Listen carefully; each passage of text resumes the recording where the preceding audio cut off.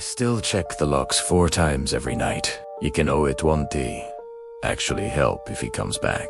The hallway light in my apartment stays on until sunrise. I can't handle the shadows stretching toward my feet anymore. This happened during my junior year of high school. It was a Tuesday evening in late October. Our school was old, built in the late 50s. The hallways were long, narrow, and smelled like floor wax. I always stayed late for a theater project. We were building sets for the fall play. My partner, Sarah, had left around 6 p.m. I told her I would finish painting the backdrops. I wanted the extra credit. The school felt different after dark. The hum of the vending machines seemed much louder. Every footstep I took echoed off the lockers. I was working on the stage in the auditorium. The heavy velvet curtains muffled most of the noise. I felt safe in my little circle of light. Around 8 p.m., I ran out of black paint. The supply closet was at the end of the hall. I had to leave the stage. The silence hit me like a physical weight. The heavy double doors creaked as I pushed them open.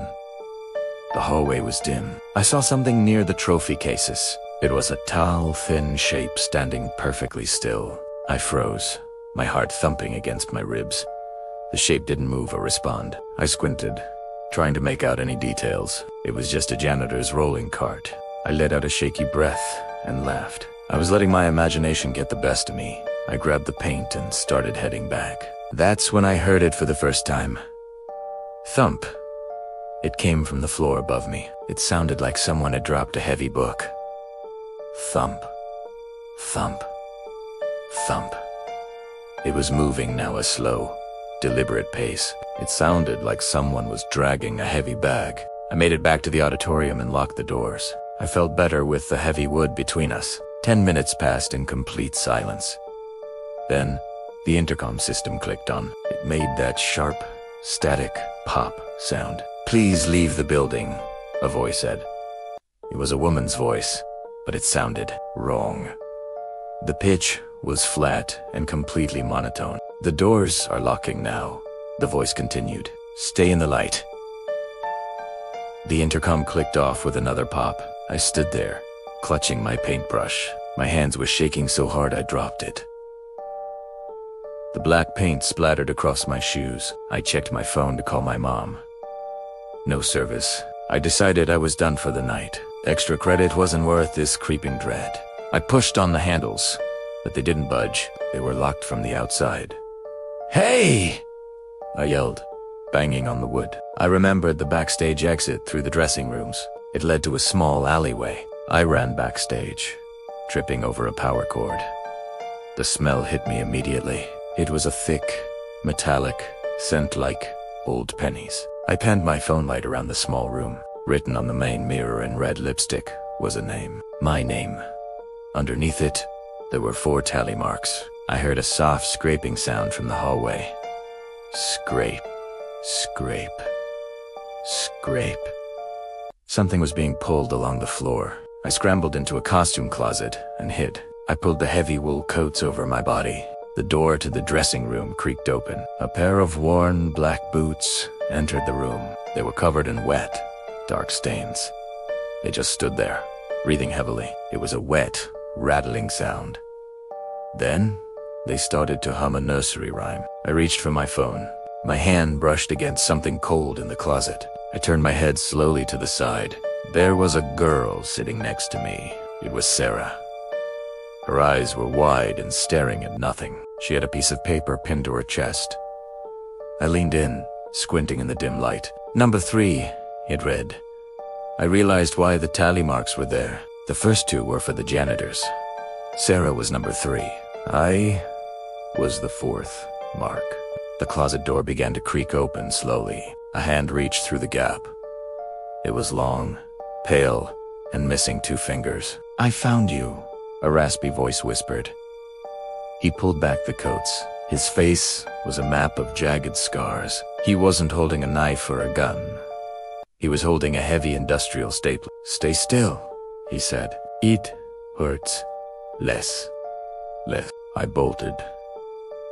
I shoved him with every ounce of strength. He stumbled back into the shattered glass. I ran out onto the stage. I ran toward the loading dock. I hit the button for the motorized overhead door. It started to rise with a deafening grind. Primera looked back. The man was standing at the edge of the light. He wasn't running. He was just watching. He raised the stapler and fired it into the air. "See you at home, Mark," he shouted. They found Sarah in the closet. She was alive, but she never spoke again. They found the 2 janitors in the basement, but they never found the man. They did find one thing in the dressing room. It was a small, leather-bound notebook. Inside were photos of me through my bedroom window. The photos started from 3 years ago. In every single one, I was sleeping. I moved across the state 2 weeks later. I thought I was safe for a while. I even started going to therapy, but 3 days ago, I found something. I was cleaning out my new locker. Inside, tucked in the back corner, was a staple. It had a single tally mark on it. I haven't been back to school since then. I sit in my apartment and watch the door. I know he's out there in the dark. He's just waiting for the right moment. He's patient. Scrape. Scrape. Scrape. It stops right outside my front door. Then, the silence returns for hours. The hallway light just flickered and went out. I can hear someone humming in the kitchen. The sound of the industrial stapler clicks. Thwack. 4. The voice whispers from the dark.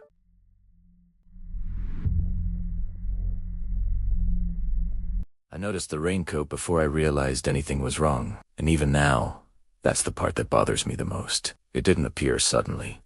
It didn't do anything dramatic. It was just there, quietly existing in places it shouldn't have been, like it belonged. Bright yellow, the kind you don't miss, hanging on the back of a chair in an empty classroom the first time I saw it. It was October, raining that whole week, so I didn't think much of it. Someone forgot it, that's all. But then I saw it again the next day. Not in the classroom, but in the stairwell between the 2nd and 3rd floors.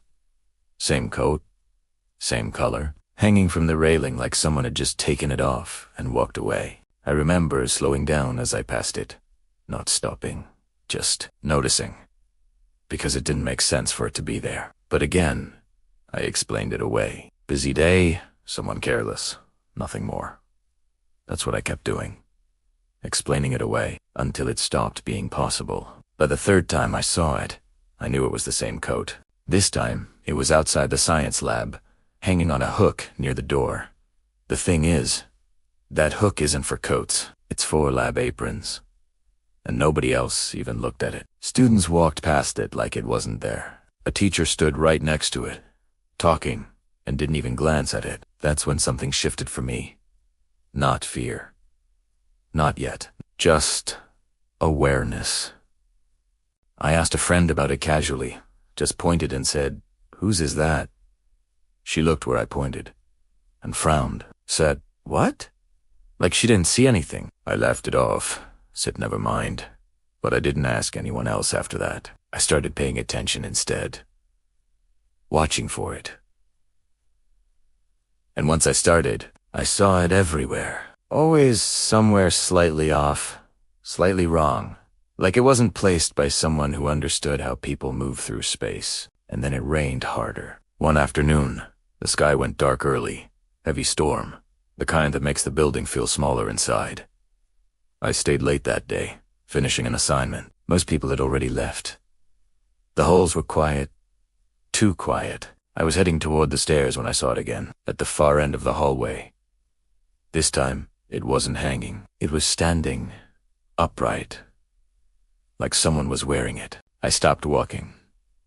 I remember my first thought wasn't fear. It was confusion, because whoever was inside it wasn't moving.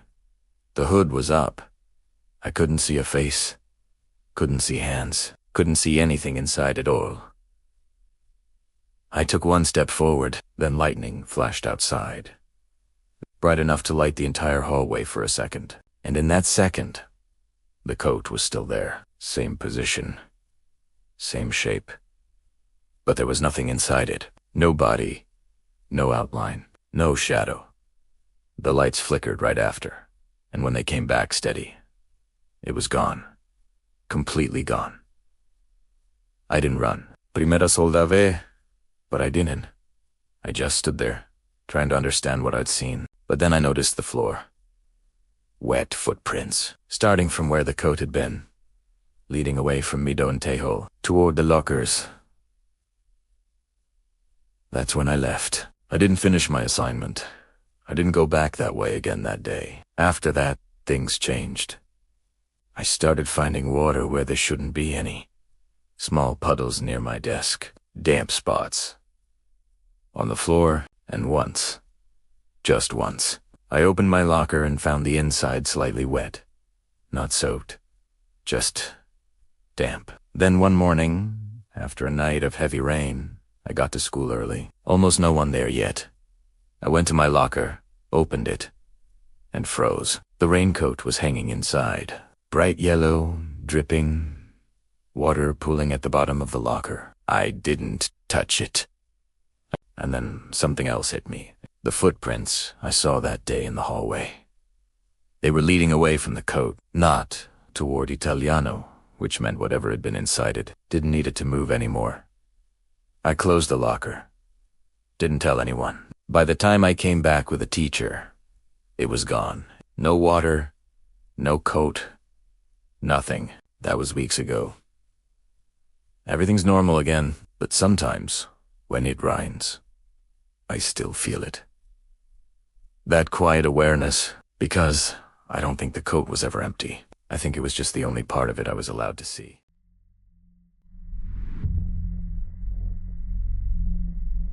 I realized I couldn't just sit here. I had to move, or I would die.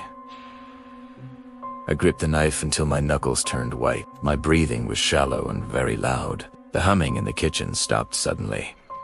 I heard the sound of a drawer opening. It was the drawer where I keep the silverware. Clink, clink, clink. He was sorting through the forks and knives. I heard him toss a spoon onto the floor. It made a sharp, ringing sound on the tile. I crawled to the edge of my bed. I kept my eyes fixed on the bedroom door. The living room was pitched in total blackness. Then, I saw a faint glow of light. It was coming from the crack under the door. He had turned on the stove light. "Mark."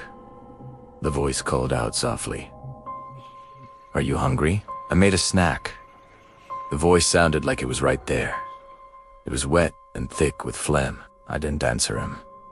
I didn't even breathe. I heard him walking toward the bedroom door. His boots made a heavy, dragging sound. Thumb scrape. Thumb scrape. He stopped right in front of the wood. I could see his shadow blocking the light. He stood there for a very long time. "I know you're awake," he whispered. "I can hear your heart beating." He started to scratch at the door. It sounded like a dog wanting to come in. His fingernails were long and very sharp. Scratch, scratch, scratch. I looked at the window behind my bed. I lived on the 3rd floor of the building. There was no fire escape on this side. If I jumped, I would probably break my legs. But if I stayed, he would staple me. I thought about Sarah in that dark closet. I thought about the fixed janitors in the basement. The door handle began to turn slowly. I had locked it, but the lock was cheap. I heard the wood start to groan and splinter. "Almost there," the man said with a giggle. I stood up on the mattress and faced him. I held the knife out in front of me. My knees were shaking so hard I stumbled. The door suddenly burst open with a crash. The man was standing in the doorway. He was taller than I remembered from the school. He was wearing my old high school jersey. It was stained with something dark and crusty. He had a staple through his bottom lip. "Look at us," he said, spreading his arms. "We're a team again, Mark." He stepped into the room and closed the door. He turned the lock and pocketed the key. He was holding the industrial stapler in one hand. In the other hand, he had a Polaroid camera. It was an old model from the 90s. "I need one more photo," he whispered, "for the final page of my book." He raised the camera and the flash went off. For a second, everything was bright white. My eyes burned and I felt dizzy. I lunged forward with a kitchen knife. I aimed for his chest, screaming in terror. He didn't even try to move out of the way. The knife went into his shoulder with a thud. He didn't flinch or make a single sound. He just looked down at the handle of the knife. "That's not very nice," I said calmly. He reached up and grabbed my wrist. His grip was like a cold steel vice. I heard the bones in my arm start to pop. I dropped the knife and fell to my knees. He leaned down until his face touched mine. I could smell the rot on his breath. "You're number 4. A reminded me. He pressed the stapler against my forehead. I closed my eyes and waited for the end. I felt the cold metal against my skin. Thwack. I felt a sharp, stinging pain in my scalp. He had stapled a piece of paper to me. I reached up with my good hand and pulled it. It was a photo of me from 5 minutes ago. I was sitting on the bed, looking terrified. "Now I have them all," he said happily. He turned around and walked out of the room. He didn't look back at me even once. I heard him walk through the living room. I heard the front door open and close softly. I sat on the floor for over an hour. I was too afraid to move or scream. When the sun finally came up, I moved. I packed a single bag with some clothes. I didn't take my phone or my wallet. I walked out of the apartment and never looked back. I took a bus to the nearest train station. I bought a ticket to a city far away. I've been living in a shelter for months now. I don't use my real name anymore. I don't look in mirrors if I can help it. But sometimes, when it's very quiet at night, I hear a sound from the hallway outside. It's the sound of a camera shutter, clicking. Click. And then, the sound of a heavy stapler thwack. I know he's still out there somewhere. He's not done with his book yet. He's just starting a new chapter. And I'm still the main character. I hope you never see a tall man. I hope you never hear that humming sound. Because if you do, it's already too late. He's already chosen your number. And he never stops until the book is finished. The police found the notebook in my old apartment. They told me they would look for him, but they sounded tired and very defeated. They said the book had hundreds of empty pages. All of them were numbered in red ink. My photo was on page 4. The rest of the pages are still waiting. Maybe your photo will be on page 5. Watch. The shadows in your hallway tonight. Look closely at the people in the back. Are they holding a camera? Are they holding a stapler? Don't close your eyes when you go to sleep. He likes it when you're watching him. It makes the photo look much better. Goodbye, Mark.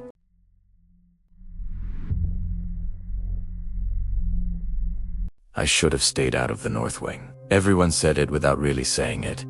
The way people avoid certain places without explaining why. It wasn't officially closed. There were still lockers there, still lights, still classrooms at the far end, but nobody used that side, unless they had to. I didn't think much of it at first. Schools always have weird areas that feel older, quieter, slightly off. That's all I thought it was.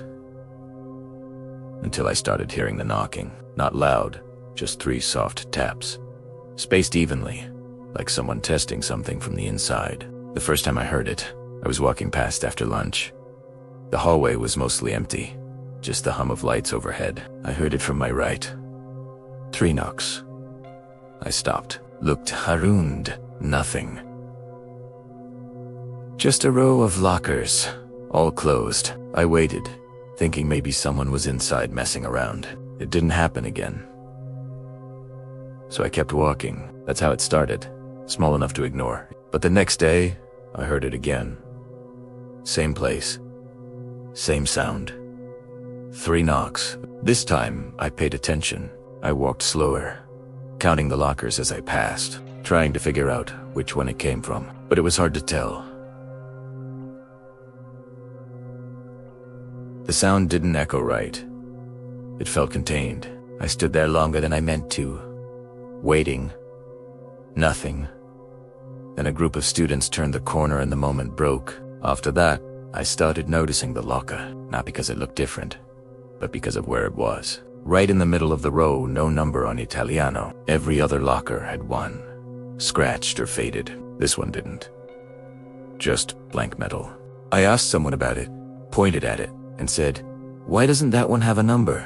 They looked, shrugged, and said all lockers have numbers, like they didn't even see the difference. That's when it stopped feeling normal. I didn't tell anyone else after that. I just started watching it, and sometimes I'd hear it again. 3 knocks, always 3. Never more, never less. Morning, lunch, after school. It would happen. Quiet, patient, like it knew I was there. That thought didn't come all at once. It built slowly, realizing no one else reacted. It wasn't random. It wasn't just noise. It was timed. Then the note showed up. A folded piece of paper inside my locker. The note had one line. "You're close." That was it.